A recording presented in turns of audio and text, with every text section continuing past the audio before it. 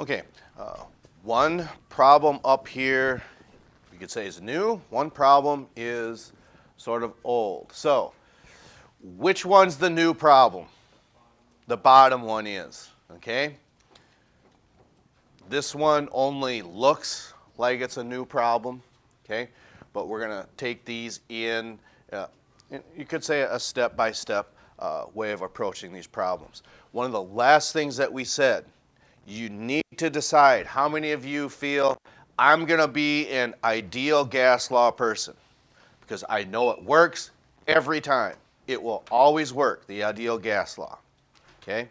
How many of you, I think I'm just going to stick with dimensional analysis because I think that's what works best for me. And the reason that you can utilize that is when we see that term right there, and I forgot this here, at STP, okay? And one of the things you could say is, yeah, STP is your friend when it's measured at standard temperature and pressure. That's what your first paper was over. Notice second paper said molar mass and ideal gas law because not all gases are going to be measured at STP. So that's how the ideal gas law accommodates that. It's a little more work, but maybe if we see this process with dimensional analysis, you'll say, you know, I think I like that better. Okay? All right. So in this case, this might look like it's a new type of problem because we're looking at two different substances up here, and that's probably how you could say that's confusing. It says, when 200 grams of chlorine reacts with calcium, how many milliliters of chlorine are given off at STP? Typically, what you're going to want to get into a good practice of is we're going to start reaction stoichiometry. This one's still composition, but this one is reaction stoichiometry. Okay, so we've got chlorine. So that's going to react with calcium. So what do you think we're making then? Calcium chloride. Okay.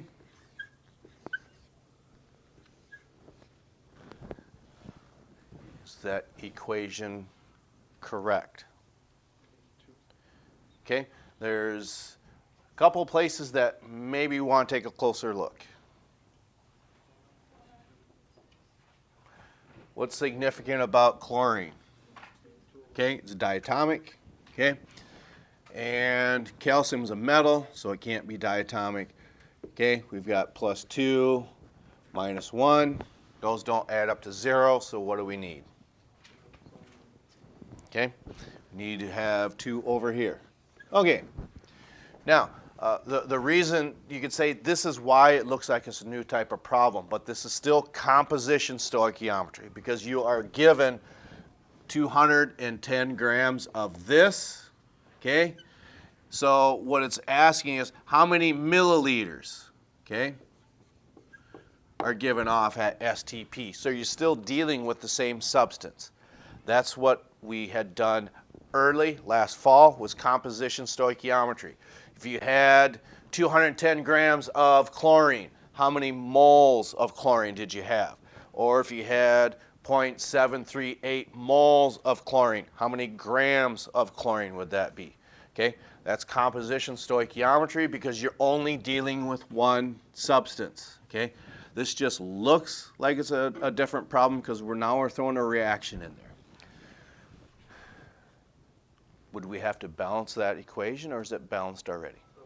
It's already balanced, and even though we're not utilizing this, this is just kind of a slight review on how to balance chemical reactions. Okay, so how would we go about doing this? We do, and remember this, we said, makes things a lot easier if it's measured at STP. Okay, so what do we know in this problem? I hate chemistry. Is that one of them? Me? Okay, there's something to be said for honesty. Okay, So what do we know? It's at STP. What's your pressure? Okay. So then what is our volume? We don't know. That is where you got to be careful.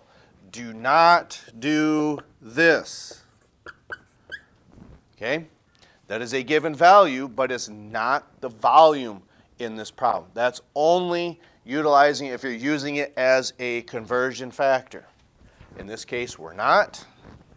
This is just our unknown. I don't know if that's showing up very well. I think so. What else do we know in the problem? Okay? And that is what? It doesn't say the temperature. I don't see any temperature up there. STP, which means it's how many degrees Kelvin? 273 degrees Kelvin. Do we know anything else in this problem? Okay? Is that your pirate talk? I always like doing that. Arr! Arr. Any organic chemists in here? Because that's your variable. You go, arr! We look like a pirate and talk like one too. Arr!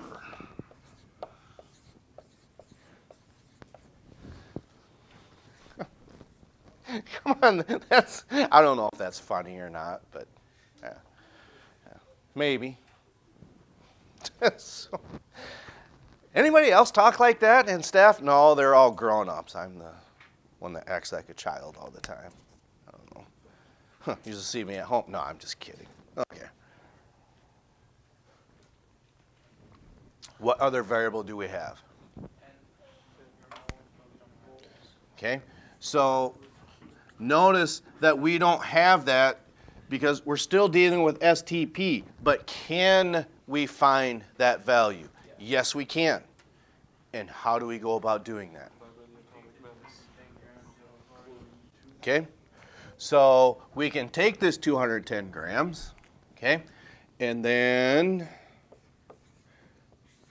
so this is a possible, unless you're doing that, okay, that is the first trap that you can fall into. Why would we say that?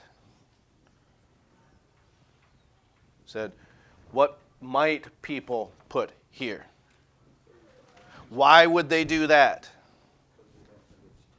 Because they don't forget. I don't know if they forget or it's just one of them aspects to where, okay, we're trying to get this done.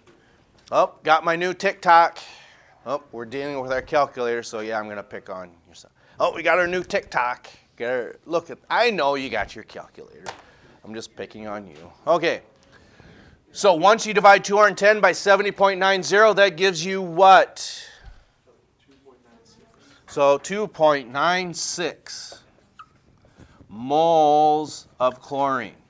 Okay, so now you're on the home stretch. Okay, because this, I'm not saying that this is fairly simple, but remember, we're looking for volume. Pressure is just one, so we can read this as our volume is going to equal. Does this confuse anybody? We don't see 22.4 here anywhere. So did we just make that number up?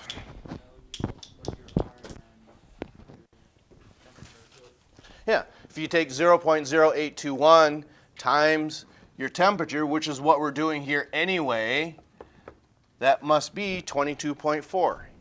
And it is, okay? So then once you go through doing that, 22.4 times 2.96 gives you,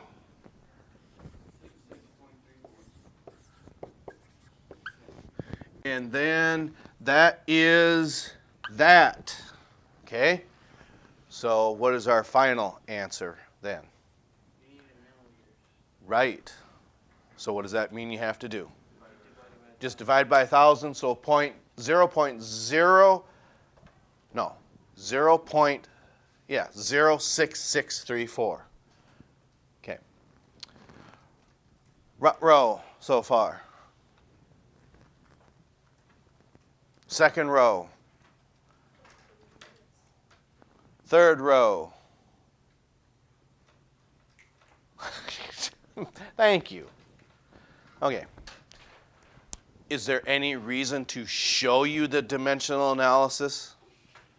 Is anybody just even curious? Not at all. Because you just don't think it's, I think it's simpler, the dimensional analysis. I do. If you do that, you're going to confuse. Okay. So rather than say traveling, take a left here and a right there, you don't like to say east here, west there? Boy, that is really specific. No, God, no. Why not? Don't you know your... I know my north, or I don't, like, I know my left and right and up and down, but I don't know my... Okay. So, we can go ahead and erase this top problem. So this is a lot of what your first worksheet was over. This content right here. Okay? So go ahead and erase it. Okay? Well, we can probably just leave that up here for right now.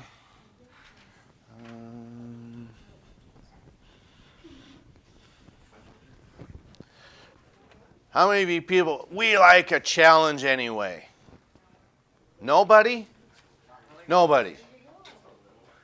Just a hey, see, there we go. All right. So, yeah, I can go ahead. I was going to take a picture of that, but I think we just as well as erase this. That'll be fine. Okay. Now, for those of you who have read ahead, why is this bottom one look maybe so much more difficult? Which it should. One is brand new. Okay. Yeah, I'll tell you why that's important in just a moment. Because now you're doing reaction gas stoichiometry. Because remember, in this top problem, you started with chlorine, you ended with chlorine. What does this bottom one say? It says if 5 grams of tin are dropped into hydrochloric acid or HCl, how many liters of hydrogen are released into the air at STP? Okay, so this is just a little bit different. We're still going to have our reaction. So what is the symbol for tin? Okay, and if we're dropping that into HCl, this is a single replacement reaction. What are we going to have on this side? Okay, so you correctly said tin chloride plus hydrogen. Now, we're not quite done yet. This is where that was important.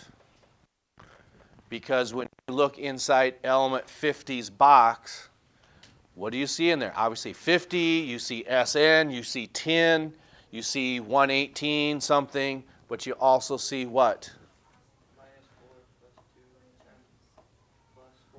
Yeah, plus 2 and plus 4. We're not having you guess. We're telling you it has a plus 2 charge.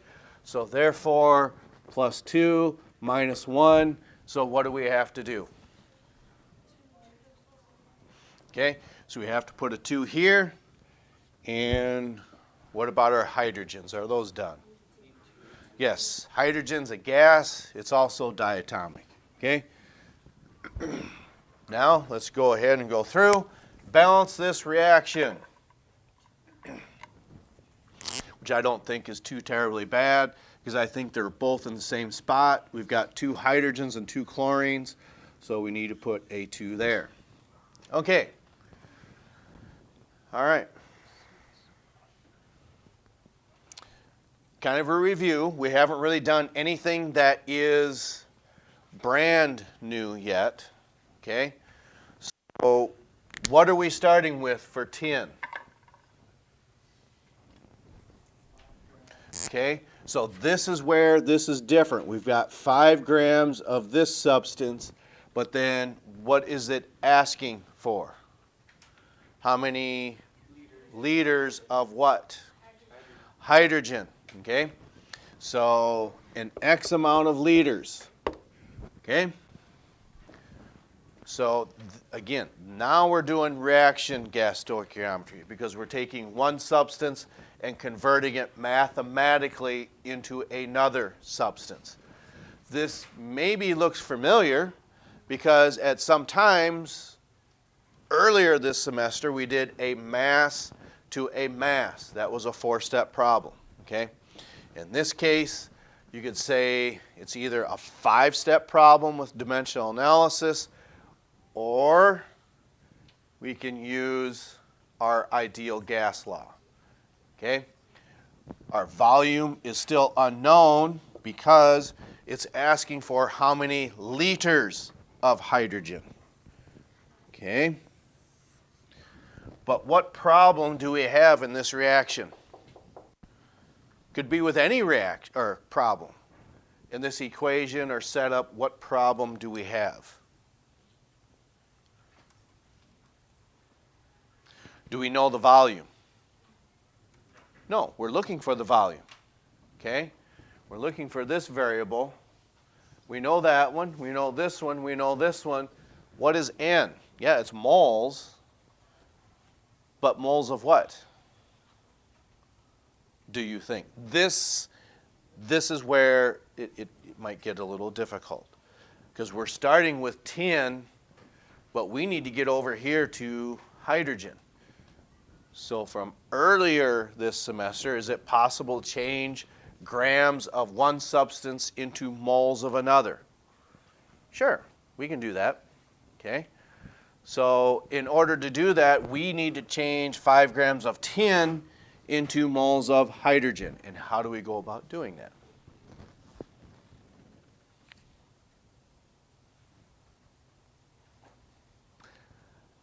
I know you know how to do this because we've had worksheets, we've had problem evaluations, we've had an exam over it. So I know you know how to do this. We forgot already? What was that?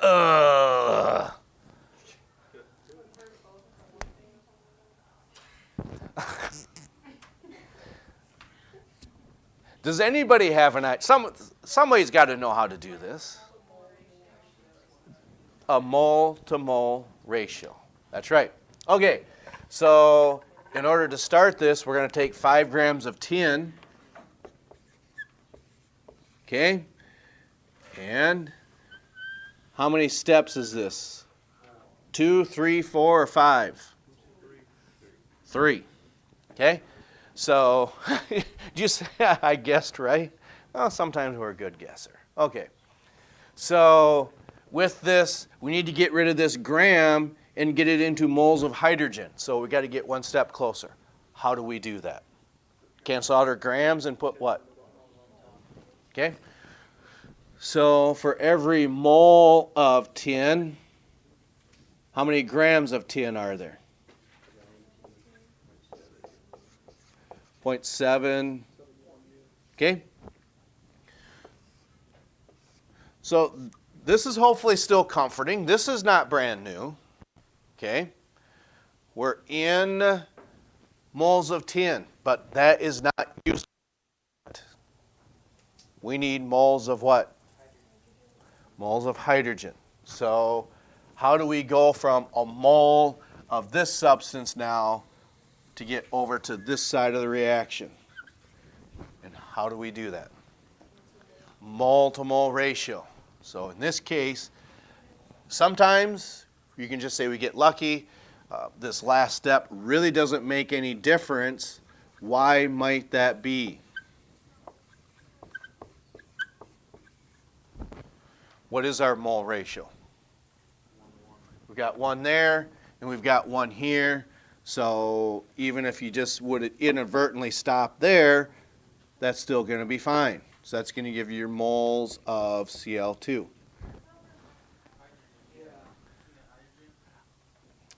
I did that on purpose to see who was paying attention. Okay? My mistake, your fault. Okay. It's still coming out the same, correct? It's still going to come out the same. Yes. Yeah, I just did that to see who was paying attention. I still have this problem on my mind, I guess. Okay, so the moment you divide 5 by 118 gives you what? 0.042? Okay, now we can put that in here, 0.042. Okay, now we've got our moles of chlorine. That was a mistake, yes. Now we've got our moles of hydrogen, and we can solve for what the volume is now. Okay. And what do we get for those who are going to tune in a little later? Once we take 22.4 times 0.042, our volume is going to be what?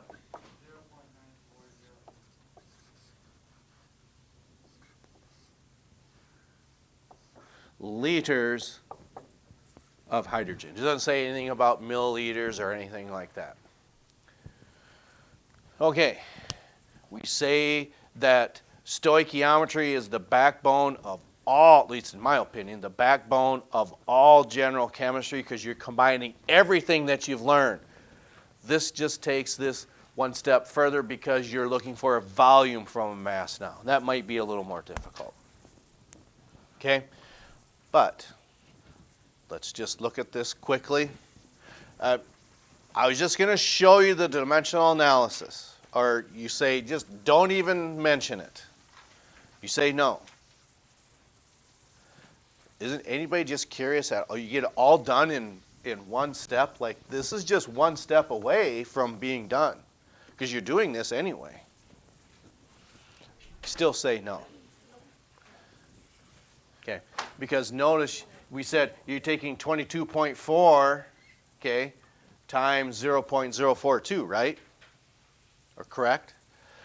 Notice what you're doing here. The only reason you got that number is these two were divided, and you just multiply by 22.4 liters up here, and you get the same answer. You get all done in 4 steps, rather than having to go through the ideal gas law. But they both work. Okay, so that's all I have. The rest of the time is yours. We will catch up to you next time.